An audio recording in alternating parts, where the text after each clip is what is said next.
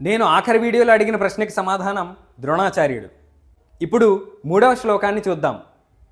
పశ్యైతాం పాండుపుత్రాణం ఆచార్య మహతీం చముం వ్యూఢాం ద్రుపదపుత్రేణ తవ శిష్యేణ ధీమత. ఈ శ్లోకాన్ని దుర్యోధనుడు ద్రోణాచార్యుడితో చెప్తాడు.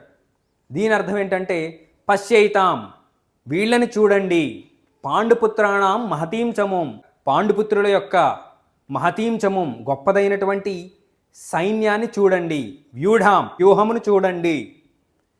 ఈ వ్యూహం రచించబడింది ఎవరి చేత కాదు, ధీమత అంటే బుద్ధి కుశలుడి చేత, తవ శిష్యేణ మీ శిష్యుని చేత, ద్రుపదపుత్రేణ ద్రుపదపుత్రుని చేత అని చెప్తాడు.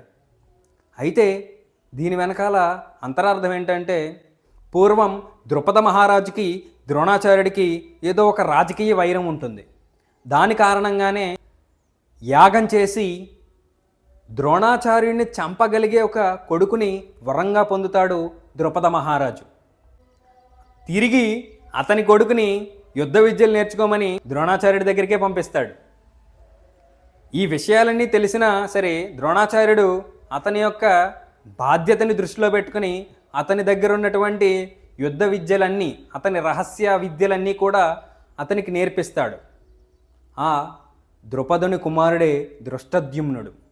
ఇప్పుడు ఆ దృష్టద్యుమ్నుడే ద్రోణాచార్యుడి దగ్గర యుద్ధ విద్యలన్నీ నేర్చుకుని పాండవుల పక్షం చేరి తిరిగి ద్రోణాచార్యుడి మీదకే యుద్ధానికి వస్తున్నాడు అని దుర్యోధనుడు ద్రోణాచార్యుడికి ఈ విధంగా గుర్తు చేస్తున్నాడు.